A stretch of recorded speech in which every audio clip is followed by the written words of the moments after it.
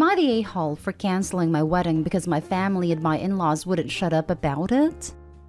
I'm being called a bridezilla left and right about this, and my fiancé is called a simp for apparently doing as I say, despite that being a mutual decision. My family and my fiancé's family have tried to have a say at our wedding in every aspect possible. How many guests we will invite, who we will invite, what kind of suit my fiancé will wear, what kind of wedding dress I'll wear, what kind of venue we will book, what kind of food we will have, what kind of music we will play, what song we will have our first dance to. Everything we've planned our families always judge, and aren't pleased and always have something negative to say.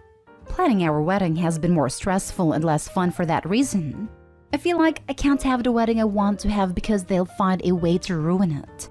At this point, I don't enjoy any of it, and neither does my fiancé. We try to make our boundaries clear with our family several times, and they'd get mad and somehow got worse whenever we tried to set boundaries. So, my fiancé and I both decided we will not have our wedding, and we will just go to the courthouse with our two best friends as witnesses. And that's it. No parties, no venues, no receptions. Just us, with our dream dress/suit and our two best friends. And after that, we'll book a restaurant to have some dinner with our 10 closest friends. That's all. Our families are continuing with the guilt tripping. Even my sisters, who used to remain neutral and even supported me sometimes, are now saying I'm taking it too far. But I'm manipulating my fiancé about this too. They keep insulting us and telling us to change our decision. We demanded an apology from their behavior and that we might have our wedding. But they refused to see why they should apologize. We said we stand firm. Are we the a-holes? Edit. Many people are asking who's paying. Our parents are helping us a lot financially, but we are also paying. Our parents use the financial support as a way to control our decisions. We wouldn't stand for that. They shouldn't offer to pay if they couldn't respect that the final decisions would be our own. For example, my in-laws refused to pay for the dress I picked because it was beige and not white. Our parents demanded we uninvite friends of ours to make room for relatives and friends of their own, and many other things. Now for the top comments. Not a-hole. We had our dream elopement. It was fantastic. Best decision ever. Dressed up how we wanted, had a photographer. It was great. The best wedding is having total control. Hate when families hold their contribution over your head. Either help or don't help, but do not dictate if you are going to help. Not a-hole. Simple as, if they continue, maybe actually have your dream wedding, both of yours, and don't invite anyone who wants to take that away from you. That would mean no family at all, which right now doesn't seem like a bad idea. But I can't handle any more drama. That's why my fiancé and I decided to be low-key about it now. If I don't invite my parents and he doesn't invite his, then our extended families will side with our parents because they have the mindset that no matter what parents do, they're your parents and you should respect them regardless. So they'd stand by our parents and not attend our wedding as a way to protest. Respect is not blind obedience. Their need to control and show off to friends is their first priority, and a wedding and its meaning secondary. Don't touch their money if it comes with veto authority. Have your private wedding and break bread with those who support you. Not a-hole. That's exactly what we are doing. There was no point in having a wedding if we couldn't enjoy even a bit of it. Not a-hole. You are making the right decision. But just a piece of advice, throw out a dummy date for the courthouse wedding. Like, say, if you are getting married on Friday, June 6th, actually get married on Thursday, June 5th. Because your family sounds exactly like the kind of people who would crash the courthouse and cause drama. Next story. Am I the a-hole for keeping an inheritance from my ex-husband's homophobic family? I, 33, female, married my childhood best friend John, 33, male, when we were 22. I knew he was gay, and we decided to get married for several reasons. Texas, convenience, to keep his family from finding out, etc. I got along with his family, who loved me. John had med school paid for by his family. I didn't have a job, and instead became a full-time caretaker for his maternal grandparents, who when we first got married were 85 and 87, and were dealing with multiple health problems. John's family supported us both financially through John's medical training. Once John got his MD and finished residency 3 years ago, he decided to come out to his parents. We got divorced, but we decided against telling the family that I knew all along. John's parents cut him off completely when he moved in with his boyfriend, basically disowning him. His grandparents weren't told about him being gay. Everyone was pretty much in agreement that it wasn't a good idea, as they were quite fragile physically and mentally at this point. But they knew he divorced. And whereas John used to come see his grandparents frequently, because his parents had disowned him, John decided to pretty much limit contact with his entire family and never really visited or called. On the other hand, I had been his grandparents' main caretaker for so long that I, 1, didn't have any other career training to support myself. 2, figured it would make sense for me to continue being their caretaker, as they were rapidly declining and didn't want them to adjust poorly to a lot of new changes. I moved into his grandparents' home with them. While I was angry at John's parents for their treatment of him, I still loved his grandparents who had always been kind to me. When they passed within a few weeks of each other, his grandfather ended up willing almost their entire estate to me, about $12 million in assets, while John and his mom each received about $50,000. John and I discussed it, and I felt it was fair that he received a higher proportion, and were both happy and comfortable with how we divided it. His parents, on the other hand, had expected to receive the bulk of the inheritance and accused me of mistreating his grandparents and manipulating them into willing almost everything to me. Apparently, they had made some business decisions, assuming they would receive the money. They also argued that they would have gone ballistic if they knew John was using their money to fund his lifestyle. I honestly hadn't thought of their will at all when they passed. It had never come up, but I feel John deserves the money after the way his parents treated him. And John tells me I deserved to be taken care of after I spent more than a decade of my life caring for his grandparents. Are we the a-holes for keeping the inheritance when his parents had made plans based on their assumptions of the inheritance? Not a-hole. Play stupid homophobic games, win stupid homophobic prizes. Even if John's parents were decent people, Opie spent a decade caring for them. It deserves whatever she felt was right to give her, which in this case I agree with. She gave her 20s to them and was with them until the end. That is far more than John's mother can say she did for them in the last 10 years. Not stay home. The grandparents wanted you to have the money. They deliberately gave their daughter $50,000 so that she can sue you. They were smart old people. I wouldn't be surprised if they knew about John's sexuality all along. Never underestimate people just because they're old. Honestly, I think they did know but never mentioned it.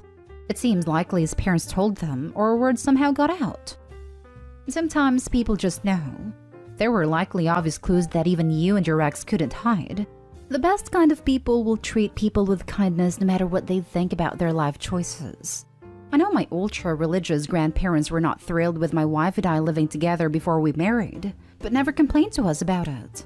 It's likely his grandparents just wanted him to be safe and happy, no matter who he really loved. Not stay home. You took care of them and had no career because of all the unpaid work that you did. I don't know why you gave your ex some money, but that's your decision.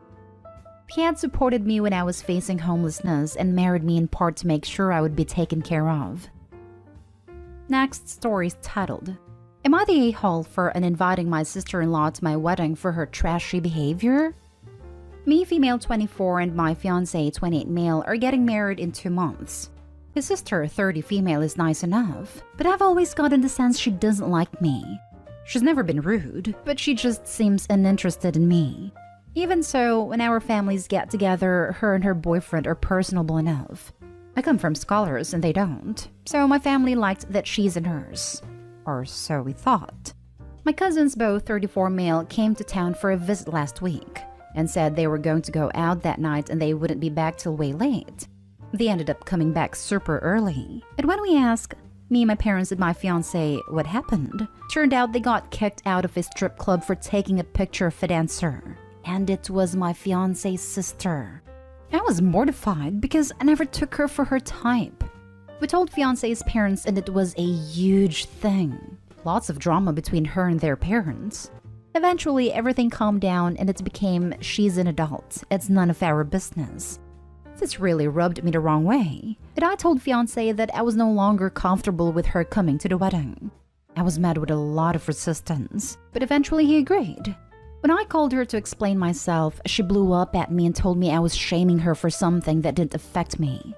I told her it did affect me if she would be bringing a trashy atmosphere to my wedding. We come from money, and the last thing I want is men lining up for services outside a broom closet. And I told her that much. She said she was offended that I suddenly think of her that way, and I told her she was more suited to a bachelor's party than a wedding, and I hung up. Well, ever since then, their family has been telling me how much of a witch I am for telling her what they want. And now my fiancé is starting to say I should reconsider, but I don't think bringing a stripper to a wedding is appropriate. Now for the comments. I come from scholars and they don't. You're the a-hole just for that statement. Are you going to ban your trashy cousins who went to the strip club as well? They'd probably be the first in line for her services should she decide to offer. What the heck does I come from scholars even mean? Does this brain surgeon know that 1, education does not equal intelligence, and 2, even if it did, intelligence is not always hereditary, and smart people have dumb kids all the time? Info. Where does the sister exhibit trashy behavior in this story? The only one acting trashy is you. And the cousins who violated her privacy by taking a picture. You're the a-hole. I'm missing exactly where your sister-in-law exhibited trashy behavior. She has a job she keeps private. Period. You literally had no idea until your family started to creepily sneak pictures of her while they were out drinking and carrying on. Your sister-in-law may work at a club, but your family was kicked out of the same place for being classless and out of line. They were literally too trashy for the atmosphere you're complaining about. Then you decided to dip yourself further into the dumpster fire of trash that is your family by blasting an adult's business to her parents as if she's a little kid caught skipping school. Was the tattletale nonsense necessary about something that's clearly zip all of your business?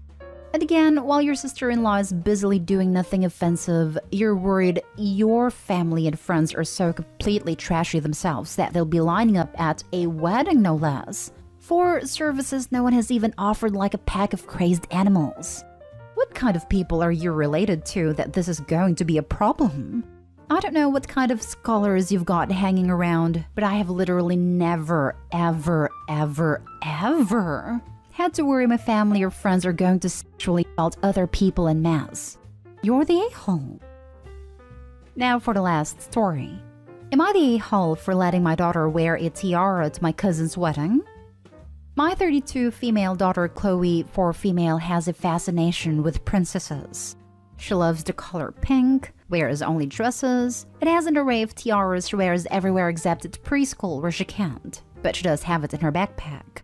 My cousin 33 male Alex, fake names, invited us to his wedding, which was this past Saturday. Chloe was excited because she got to dress up and stay dressed up the entire time. She also couldn't wait to see the bride's dress. She asked if she could wear her princess tiara, and I said of course. We got to the wedding on time. However, the start time was delayed for unknown reasons. 15 minutes after it was supposed to start, one of the bridesmaids came out and told me that the bride Jen, 31 female, was refusing to come out because my daughter was wearing a tiara. I thought she was joking, but she wasn't. Apparently, the bride was also wearing a tiara and wanted to be the only one wearing it. I told the bridesmaid that Chloe loves tiaras and always wears them. The bridesmaid said not today, she isn't, and told me it needed to be removed.